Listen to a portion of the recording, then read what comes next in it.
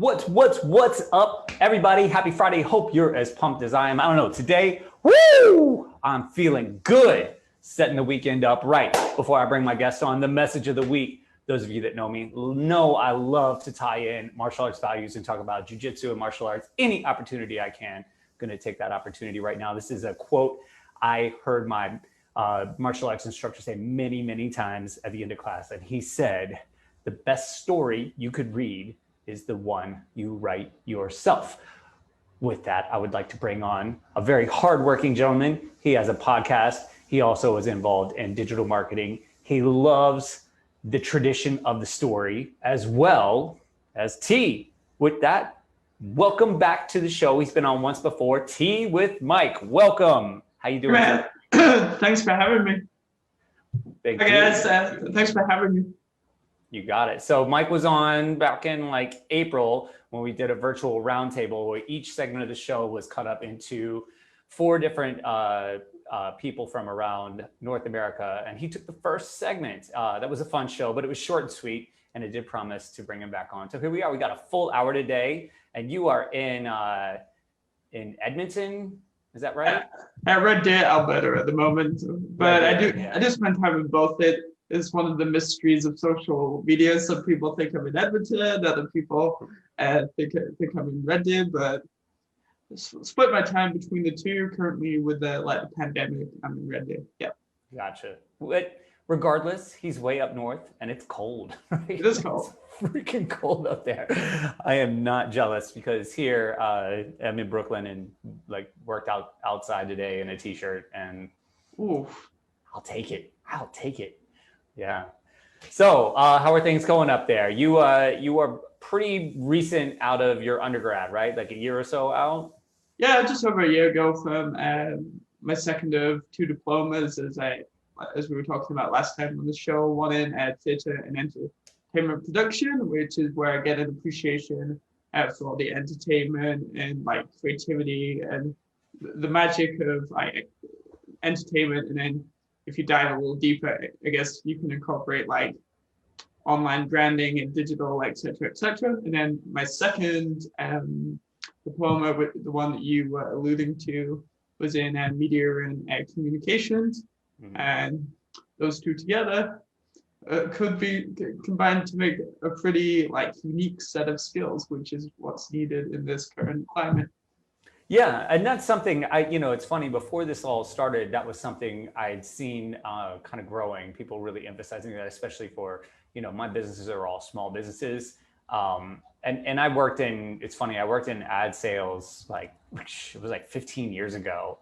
I was in Black Entertainment Television's ad sales division, which was really strange. It was a great gig though. We were in the MTV building in Times Square. Yeah, and we were up on the top. It was like 46th floor office. So even from the cubicle, it was like I was looking at the top of the Chrysler building. It was really dope as far as that goes, but the rest of it was kind of creepy.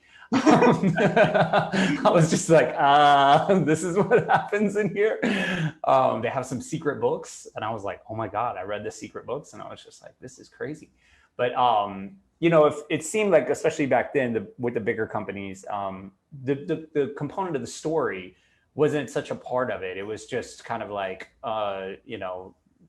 vomiting kind of just like information. And value props and stuff like that. And now, even like I'd say 2 or 3 years ago, the idea of really like telling your story and being super intimate seemed to be a rising stock for marketing. And now it's like, that's what it is, especially because you can't, people don't see companies anymore. They don't see brands. Like trade shows are done, it's hard to even go shopping anymore. So I think you're right about that. I think you have this like powerful duo to really kind of attack the marketing world and the digital marketing scene. And glad that for a guy as young as you to see that, because I'm still trying to see it. You did a good job, man.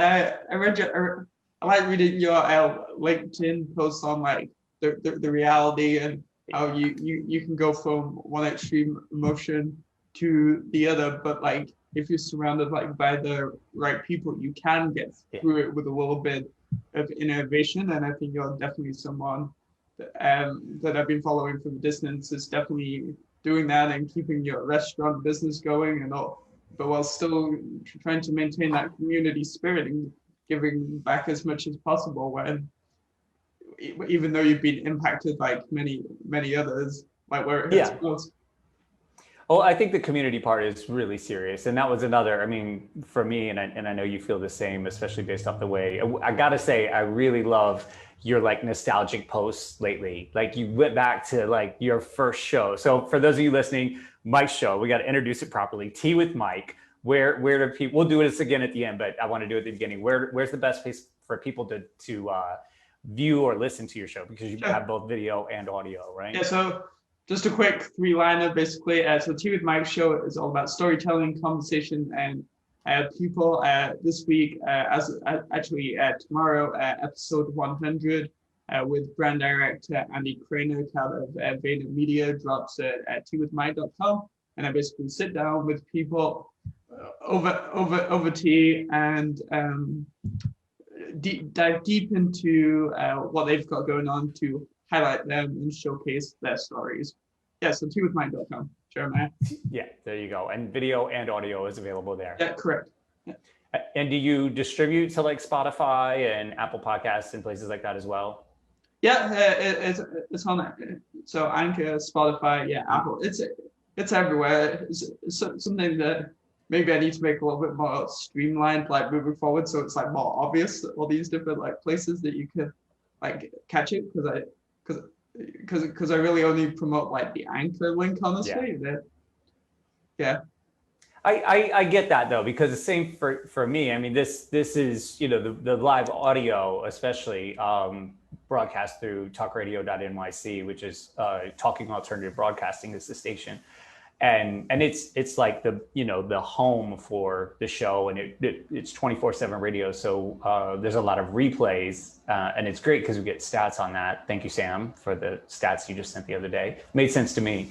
And you know, it also goes to Spotify and Apple Podcasts and a bunch of other places. But I feel like you kind of have to have the one that you're really just gonna like throw your money all in. Yeah. And yeah, for sure. Like, for example, I know a lot of like musicians who like mainly they have the website, and then they focus largely on like Spotify, like. Mm-hmm. Like usually to drive out the music, and then maybe they have a Facebook page that with periodic posts, but they don't promote generally as much across like all of the different platforms, like the Instagram a little bit, but like definitely not like Twitter and that type of thing, where I think I'm trying to go for, I don't know, for me it works best to go for like more of a balanced approach.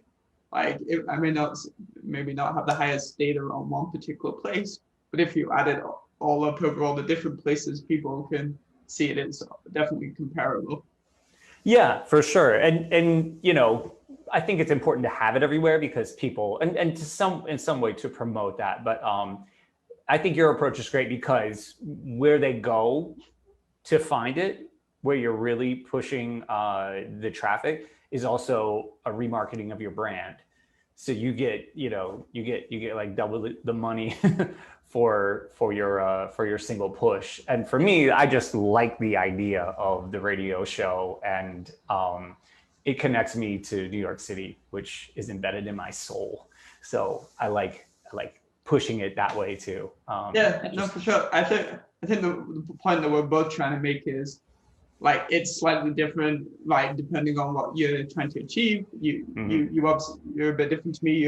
Right now, at least you have your own business and the jiu-jitsu stuff, and then you also do this radio show. So it's a different like combination of things. Yeah, which is always fun. I mean, it's good to live a full life. It's be different.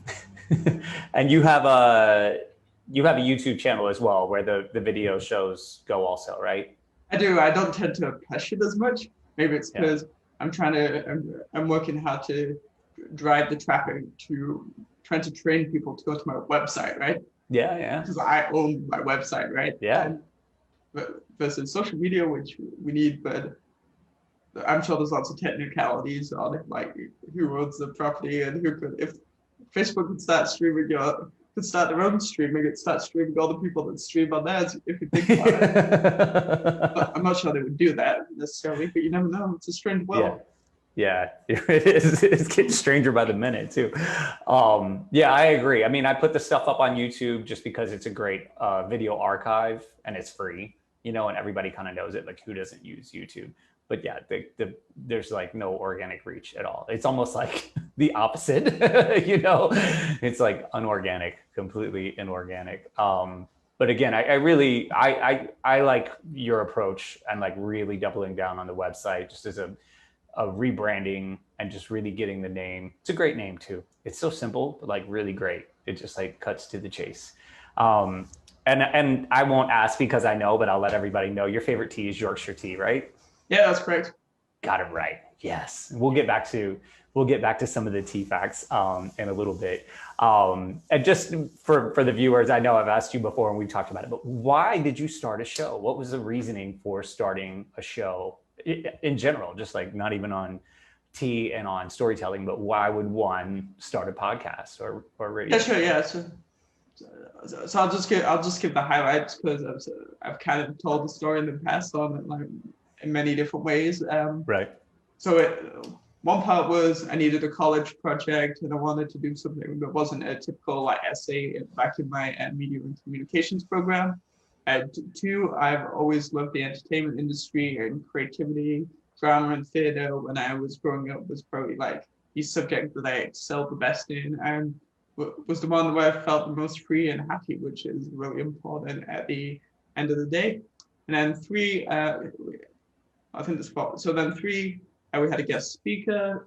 I've talked about this a little bit in the past. Local entrepreneur where I live, Jonathan Strome. He just opened up an Natalie taco restaurant coming in 2021. Oh, nice. And he was speaking to our class on social media and entrepreneurship. And one of the things I asked him was, like, who should I be following online? Because at that point in time, and this is only a year and a half ago, like, I was like, I don't really know what I like want to do with my life. I don't really know what I want to do. Like, was this program a waste of time? Like, this social media thing looks like interesting, but it's really confusing. Like, where do you start? There's no A to Z handbook of what you're really supposed to do. Now I've learned you should come up with the idea that makes you happy and then figure out how social media can play a part in whatever you're doing versus the other way around. It just doesn't like work, the dynamics. And then part four, I've always worked around like people and the entertainment industry, insecurity and all that type of thing. So just typically I like people and I'm like fascinated by like conversation. And I think I get the storytelling element from just loving theater and entertainment and drama because it's all storytelling at it. Yeah. At the end of the day. Awesome. Cool. Well, we're going to take a quick break. I want to pick back up with that component, really your background and performance and the fascination with the story when we get back. All right. So all of you hang tight. We'll be back in just a few. Welcome back, everybody. Once again, if you are just tuning in, you are listening to the Entrepreneurial Web. I'm your host, Jeremiah Fox. Today, we are welcoming back to the show. He gets a full hour this time.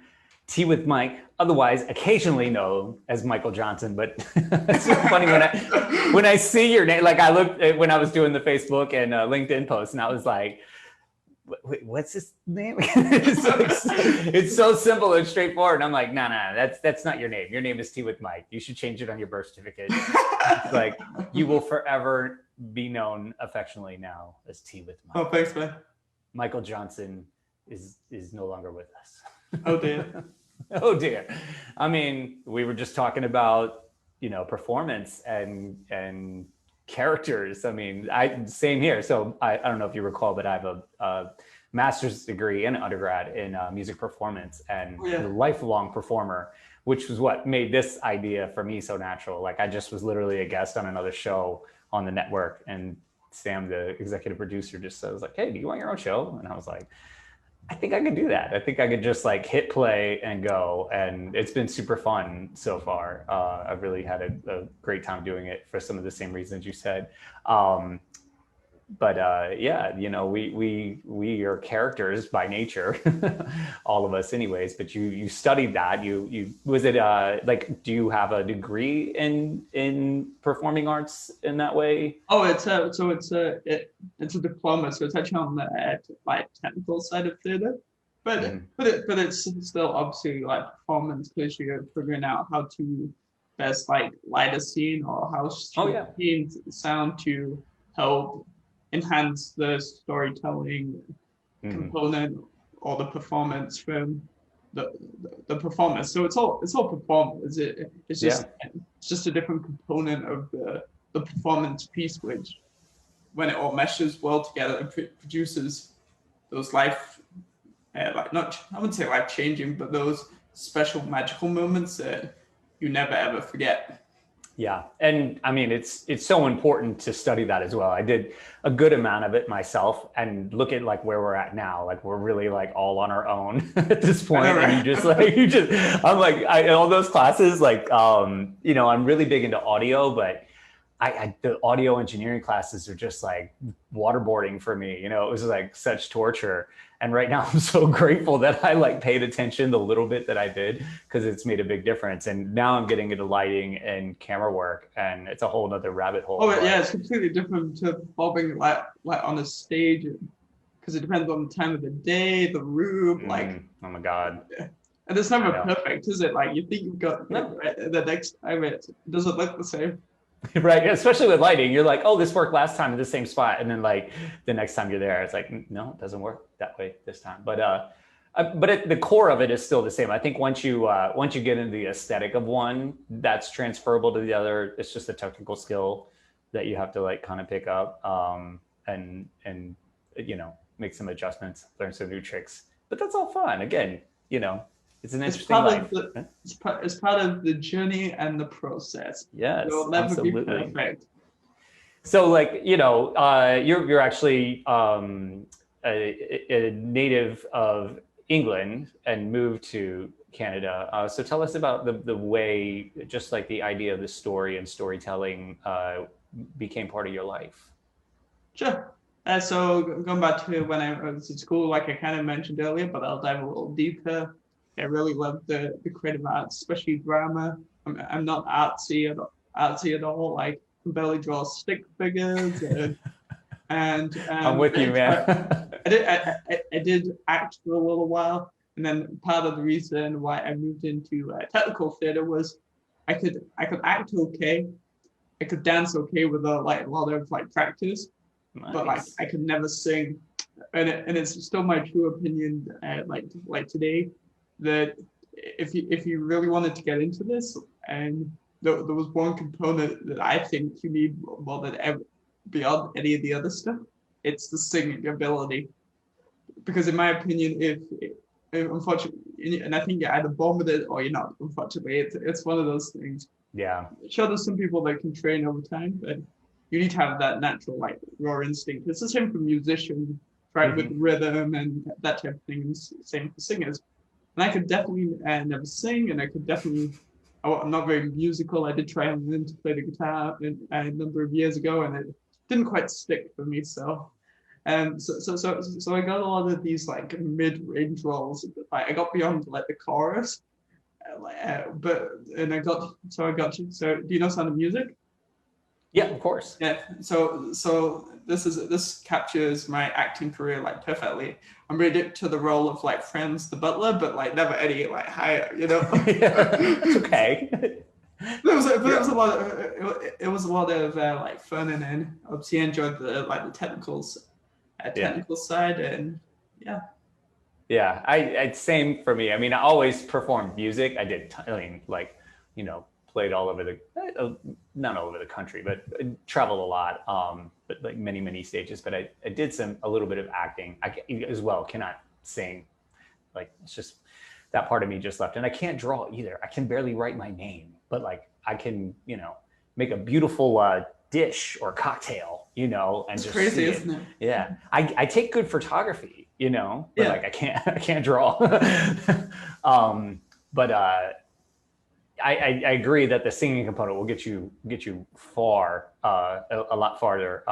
And I too like finally got out of the chorus and got like one of those like little silly side rolls. It felt good, just to get up. But the really interesting part to me about it all, the way it ties into content, is that when I was composing, like I composed a lot of music and I've self-produced a few albums and things like that. I never thought of it as content back then.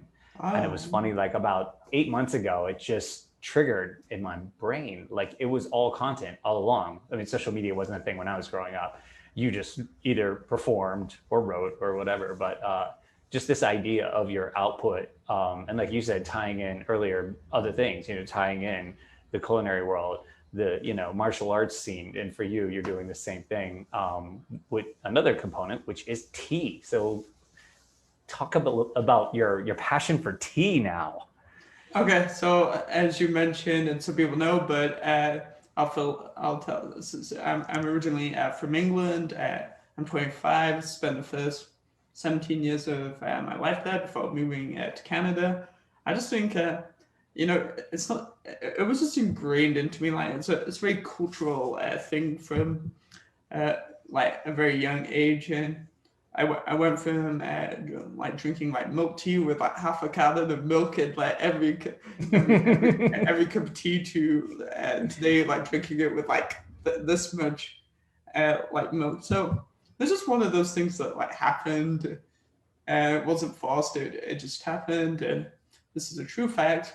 I've never ever drank a cup of coffee in my entire life.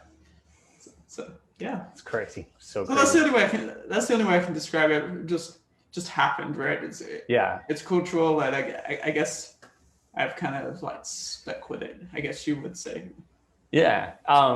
So the way you fused the two together, though, what was the choice for not saying like stories with Mike? You chose tea. And it's been a really great hook. I mean, it's such an identifier. And really, there's only one other person I've heard, and they kind of recently picked up on this, doing a tea thing.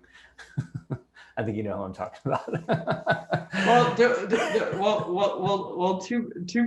be fair, in all of the things they've done in the past, they've alluded to like similar types of things. And it's not really even the same. It's like quick fire like question and answers with like a whole bunch of people, because some people have asked me this, and listen, I don't even think they're in the same lane at all. Yeah, no, not at all. But just it just says tea. That's tea. Yeah. But the branding idea, I think, is really great, and it makes sense, because if you said coffee, like everybody in the States especially drinks coffee. It's like huge, like way more than tea. So you found this little like crack in the system. And you're just like, that's true, because there's a lot of shows out there that have coffee components, right? And honestly, like, it's funny how the world works. Like Tea with like Gary, like V actually helped me, because now I can hack into all those people that are like interested in like tea, and that I was on the show, so it got me exposure. So like, full credits to him and his team totally like of course helped me in that way. Now I'm hacking it. Now I'm hacking into like that network and getting them gradually all on my show. Yeah, it's beautiful though. I mean, and I think he said it. I'd like to talk a little bit more about that experience after our next break, which will be in just a minute. But I think that's like we've all kind of done that, and it's all been. I think that's kind of the intention, is to just create these frameworks for networking. I was going to say, the other thing that is really, I think, unique about your choice for tea and your branding is that you would like almost expect like an older person, like when I was growing up, like the imagery was like an old man or an old lady. Yeah, it's still British, but like just old and like Esmond and tea, and I think it's really, I was just going to say, I think it's really interesting to have somebody young and vibrant, like cosmopolitan almost, doing it. That's like, it's just like, it turns the edge a little bit more. It makes the blade a little sharper. And I like that. It's cool. I was just going to add quickly before the next break that you are right. It like stereotypically and it was seen as like an upper class activity, like even in the 1900s. So yeah. For sure, for sure. Cool. Well, let's take another break and we'll pick back up with your experience on Tea with Gary Vee when we get back. Hang tight, everybody. We'll be right back. Welcome back, everybody. Again, happy Friday. You're listening to the Entrepreneurial Web. I'm your host, Jeremiah Fox. We are talking with Teawithmike. We've just gone over kind of his past, growing up in England, moving to Canada, backgrounds in performance, fixation with storytelling, how the tea component came into his branding, which is a great time for a hack from his show. He often pauses the show, which I've been on before, about halfway through and says, now's a great time for a tea fact. Do you have a tea fact for us today, Mike? Oof. Oof. I'm sure you do. You could recycle. Use one you used before. I told you at the beginning we were going to do this. If not, I have a tea question. Go ahead. Go. If I don't quote me, but I think if I remember correctly, a tea plant needs between 6 inches to 12 inches of rain, like per year to like grow and like mature into something that you're able to then like take the leaves, etc., and make tea. Nice. That's not a lot of water, so it's pretty. It can survive in some pretty rough climates. Yeah, and then also, if I got that tea fact wrong, peppermint tea is good for the digestive system and helping with reducing headaches. Nice. I like that follow-up. So I've mentioned, I got a tea question for you. I've asked before about, my favorite tea is root tea, and which I'm not sure if that's actually a tea or not. Ginger and fresh turmeric are my favorite to like smash up just the roots and simmer them and cut it with a little honey. Super anti-inflammatory, helps me sleep and like all kinds of great stuff. Good for digestion as well and immunity. I've lately gotten into what they call like mushroom teas, not the hallucinogenic kinds. In my younger years, and maybe when I'm an old man, I might go back and do that again. A little ayahuasca trip or something like that to clear the head. But chaga and lion's mane have become quite popular over I'd say like the last 5 years. Is it considered a tea if it's made from a mushroom, like a mold? You ever heard that? I'm not 100% sure. I guess that's something that I would have to find out. Yeah, future tea fact. But I've been digging them, and lately, like midday especially. Now I do drink coffee, and I drink a lot of coffee. I'm good for a solid 4 a day, but I don't drink brewed coffee much. Not like traditional, what people like drip coffee. Drip coffee is my nemesis. Espresso is my favorite. I used to have a coffee bar, an espresso bar, like a real one, like a big one. Cool. It was nice. Yeah, I sold it. I was running the coffee bar during the day, like the morning, and the restaurant at night. And those were long days, It's like I was at the coffee shop by like 6 a.m. and sometimes I'd be at the restaurant until 1 a.m. and then back to the coffee shop at 6 a.m. Fortunately, there was unlimited supply of coffee, but then I would drink like 10 cups a day and totally just be like jittery and wired. I was also younger, so it hurt less. But it's funny, running the two cost about the same to run them, but one makes exponentially more money than the other. Fascinating. Just because of, it's funny. Like same amount of like people and transactions. Sometimes the coffee shop's even more. You have to feed a lot more people. It's got a lot more people have to come in and you make a lot less money, but the cost of operation is essentially the same. And I was like, it was fun, but I'm moving on. And now I got my mornings back, which is great. I still work every night, but now I just replaced the coffee routine with working out. That's a good change. But what's that? That's a good change for trying to it was keep the balance between your time and like everything else that you got going on. Yeah, I would incorporate coffee into something somehow, but but to just own a coffee shop. And like now they're taking a huge hit throughout New York City because the cost of operation was so high, and now people are just coming out less and less, and it's just like you can't operate that way. Coffee costs a lot of money, coffee itself, especially if you're going with like a premium producer. If you're importing and roasting yourself, which a lot of people have started to do, at the micro level. Like it makes it better, but still, it's like and it's bad for the farmers too. Like it's really rough on coffee farmers. I think the industry needs to get tipped upside down and just shaken up a little bit. But one of the so I drink a lot of espresso, but one of the things I've gotten into lately is a product by Four Sigmatic, and it's like it's pre-ground coffee, which I would never do in the past, but this stuff is good. It's organic pre-ground coffee mixed with chaga and lion's mane, so it's like got nootropics, and it's got a good head, but not like, you don't get jittery, you know. You feel it instantly though. It's like as soon as you lift a cup, it's almost like you smell it and you're like, hi, you know, you just kind of wake up a little bit. But I like it mainly because of the nootropics and the you know, chaga is supposed to be anti-inflammatory as well. I'm always getting old, man. Body's beat up. I gotta find ways to like hack the system to where I can keep doing jujitsu and just like, okay, we're gonna continue. which is quite impressive in itself.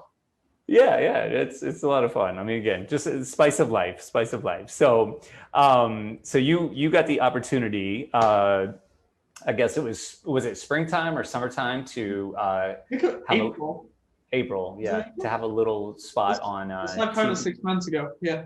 Yeah, to get a few minutes with Gary Vaynerchuk on his 7 to be precise. Yeah. 7 minutes. I think it was just about, yeah. Lucky number. Tea with Gary V, and I mean that's a big deal because prior it was not easy to like sit down and talk with him, and it was a point in time where he like just devoted a bunch of time to like sitting with people and chatting for a few minutes.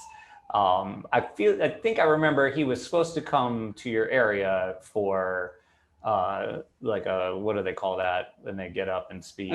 Yeah, in the revered. Yeah. He has a name for it. Keynotes. Was that it? Yes. Was it like a keynote? It was a keynote, yeah. And I think you were going to make an attempt to catch up with him there, but that got canceled because of yeah, no, he's still planning on coming, so I'm optimistic. Right. And he has said this on like multiple occasions in various different ways, so I'm optimistic that it'll happen in the future. And the funny thing is with the world, it's probably better that it's longer because I'm more like solidified and I've demonstrated more of it. Oh, I agree. I mean, I think if like you guys cross paths in the future, you've made much more of an impression now, and it won't be like, oh, this is the first time, you know, you guys will be like longtime friends and embrace and tell stories of your younger days. Well, so I'm so excited for it because he said we'd like hang out backstage and stuff, which will be on fire. Yeah, no, that's totally. True fact, like even before like Tea with Gary V, I already had a ticket to the event.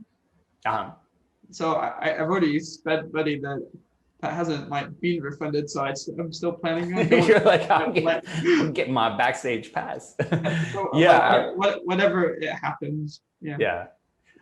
So what was, first of all, how did you get a few minutes of his attention? What was the process like for that? And then, I've seen the clip many times. What's your take on the situation? Sure. So I think I'll start with highlighting the importance of building that community and that strong like network across you, whether that's in person or more so digitally at the moment with everything that's going on. Big time. on with the world. Some of my followers on Twitter started by tagging me into this show that Gary V was doing, Tea with Gary V, and it was interesting because at that point it shows how you rely on others to tell you things that you don't know. I hadn't even realized that he'd started up this the show. I had absolutely no idea, and I do pay attention semi-regularly to what he's doing, even if it's just glances. And I had no idea. And then one person tagged me. I sort of ignored it, if I'm honest, and then 2 or 3, 4 people did it, so that piqued my curiosity. So then I started thinking it out that the show had already been going a couple of weeks, and then obviously it takes time to build up traction and to build it into the algorithms. And he goes live so often. It was just a chance I missed it with all the other stuff that he has going on too. And then so I was like, oh, this is cool. And then started talking with some people that are I would consider them in my like close circle that like we help each other out. We talk about our current like challenges. So that emphasizes the importance of finding those people that you feel comfortable discussing where you're at and how you can like get better. And then I started coming up with like this mini, it was almost like strategy on Twitter and Instagram on why I should be on the show. I started like making little like videos and like tagging him, and then I also like started tweeting tea facts at him because it was called Tea with Gary V. And then as I was researching like past episodes, I'm like, this is like it's called Tea with Gary V, but yet nobody's asked him like about tea. This is nuts. Like, all these people are like so excited to like be on, but they don't maximize the opportunity because they're trying to get to the punchline, like the follow and all this blah blah blah. So I built this strategy between Twitter and Instagram mainly, and over time, and tag his team too. And I was already like connected with a few of them, and so that evolved. And then just in the moment, I forget what it was. I have it screenshotted.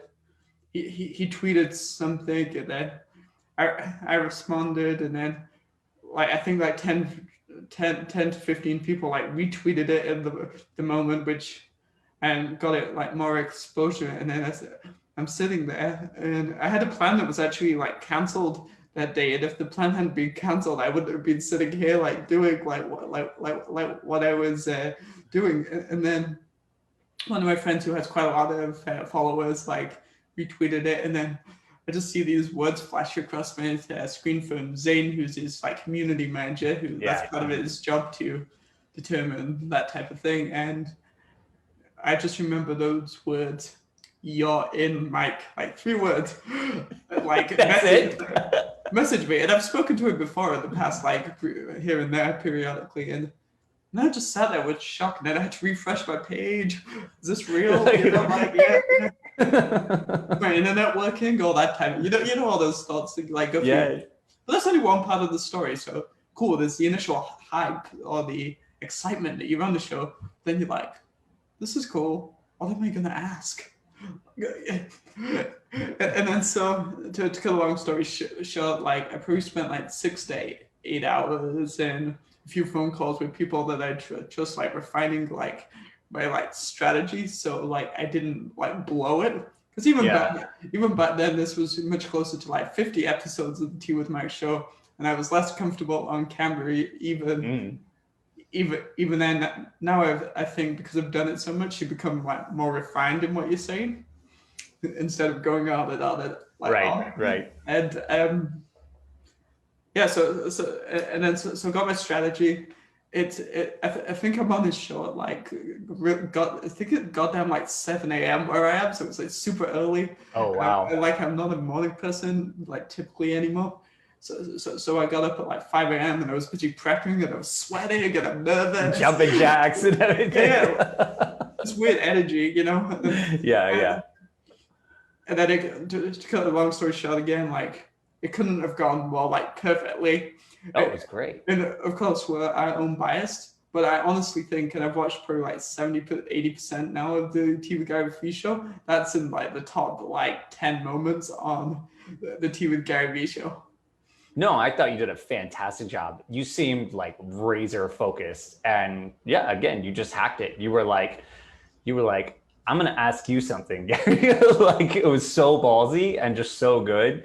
Yeah, congrats. Well played. And on this particular occasion, I think he genuinely listened. Yeah, no, I think there was a little like, oh, hi, okay. I think you got some attention that time, and I think it was very well played. And I think his advice was excellent. I think you've done a good job with that, and I've listened to it as well, and it helped me. I think a lot as well. It was very good advice. It's probably like it's probably in my like outside of the show, because like I value all of that content, but outside the show, definitely my top like piece of content. Yeah, no, it's pretty banging. Cool. We're gonna take one more last break, and then we come back. I want to talk about your 100th show, which is dropping tomorrow, who you're gonna have on, and just like how it feels right now, because that's a lot of shows. That's really great. It's a big accomplishment. So hang tight, everybody. We'll be right back. All right, everybody, welcome back. Last round of this show. We're talking with Teawithmike all the way from Red Deer, Ontario, Canada, way up there, cold. Alberta, Canada. Not as cold as it is here. We're just talking about his appearance on Tea with Gary Vee and how he really maximized on that. The idea, continuing the idea of building community, like kind of turning your head around and really collaborating. Not in the way, not the way the freaking Instagram comments that I get. Good God, that was special. I was like, well, it's funny because I get like constantly, like every third post on Instagram, I get like, hey, want to collab? I really like your stuff. You know, DM us and everything. And it's always like a jewelry company or something silly. And I'm just like, all right, whatever. And so at first I kind of thought it was that. And I was like, wait, what? And then I like looked again and I was like, well, was that message for me or Mike? Because it's a picture of Mike. Like it might, and then, and then I got the DM and I was like, oh boy, okay. And then I was like, this guy, he did not get my going rate correct. It's a lot more than $100. Like, hey, don't devalue me, man. Oh my God. Yeah. But anyways, it's pretty funny. But sometimes you have to bite your tongue, smile, and move up. I got great enjoyment out of it. It was pretty funny, but I was just, it took me a second to like, I was like, what is it exactly that you want me to promote? And then I'm like, oh, okay, never mind. Moving on.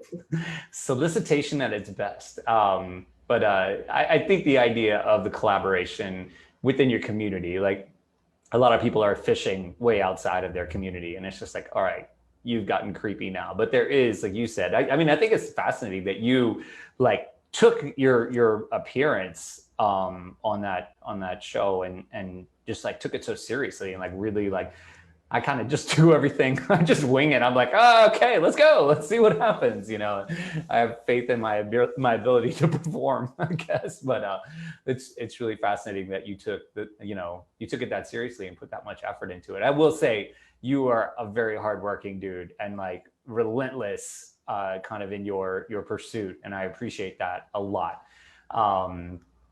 And to that effect, you've been relentless enough to get to the achievement of your 100th show, which is dropping tomorrow on teawithmike.com. And why don't you tell us about the road to that and your guest, because it's also connected to the Gary Vaynerchuk empire. Sure. So the show, as Jeremiah said, celebrating 100 episodes tomorrow. So lots of different emotions, but for that, I'll get to that more in a minute. The show, as kind of alluded to in the past, I started off back in college because I needed a college project. Oh wait, I didn't talk about it quickly earlier, but the reason why I ended up calling the Tea with Mike show or Tea with Mike, like Tea with Mike, was just because I wanted to keep it simple and so many names were already taken.